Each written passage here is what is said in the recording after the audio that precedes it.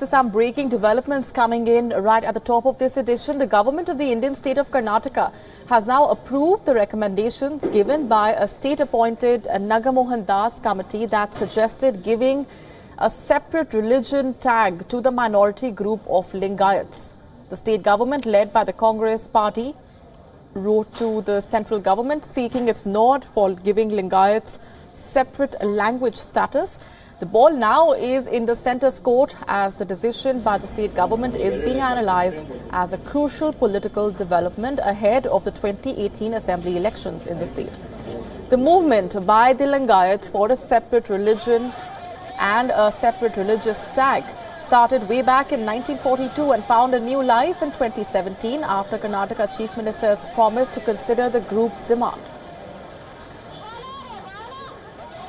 Let's go straight across now to our correspondent Nishchita Virendra, who's been getting us the very latest, has been monitoring the developments. Nishchita, this is a highly contentious issue which has seen a lot of twists and turns all throughout. Political ramifications, of course, of this step will also be huge.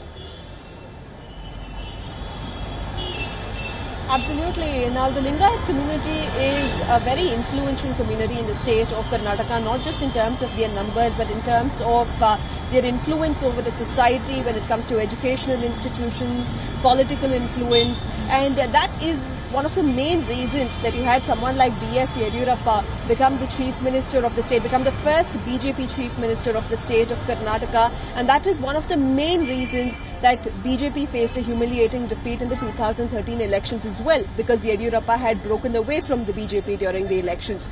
So the Congress, ahead of the elections, it seems like has made its mind very clear on at least trying to break this strong vote base that the BJP has, if not try to woo them. Now, it is a decades-long ongoing debate as far as the separate religion status for the Lingayats go. And it was Chief Minister Siddaramaiah who gave a shot in the arm to this agitation from several factions from within the Lingayat community by saying that if the demand is unanimous, then he will make the proposal to the union government to have a separate religion status for the Lingayat community. Even if you look at the murmurs that had been coming out in the last few days, it was said that the Chief Minister might not go ahead with this recommendation because several ministers within his own party, several prominent leaders within his own party were divided on whether this separate religion status should be given to the Lingayat community and how it will affect their vote base in the North Karnataka districts. Now, just bringing in a few facts and figures here.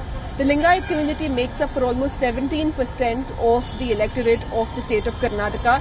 They are influential in some of the key sectors. They have very huge, very big educational institutions, and that could be one of the motives behind asking for a minority religion status as well.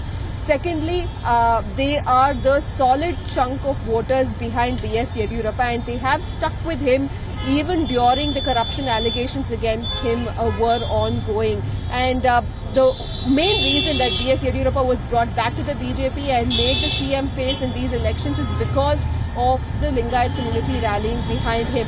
So, but the Lingayat community, if the Congress manages to even chip away a percentage of this Lingayat community and make them not vote in favor of the BJP, then it seems to have won half the battle, as they are influential in almost 110 constituencies out of the 224 constituencies that the state of Karnataka has, which means that they can wield so much influence that they can decide the fate of the candidates in these 110 constituencies. So the Chief Minister playing a very tricky battle here, but as we know, Siddaramaiah has been very, very bold when it comes to his decisions, especially ahead of the elections, whether it is the separate flag for the state of Karnataka, approving it in the cabinet, or whether going ahead with the separate status, religion status for the Lingayat community and recommending it before the union government and putting the ball effectively in the union government's court, irrespective of what the outcome is from here on.